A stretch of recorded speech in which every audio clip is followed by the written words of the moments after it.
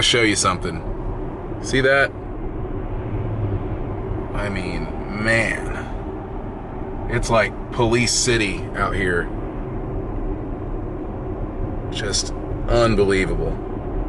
So, if you are ever in Georgia and you end up in Fayetteville, you need to watch it, because these guys are just dying to give you a ticket.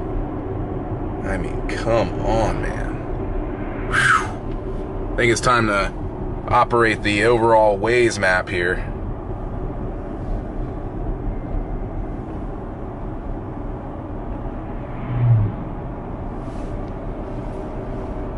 One cool thing about being a Tesla owner is Waze has a special feed here, and you can, if it ever loads, I was kind of hoping it would keep up with what I was saying, but these slow MCUs, it takes a while. But see here, I can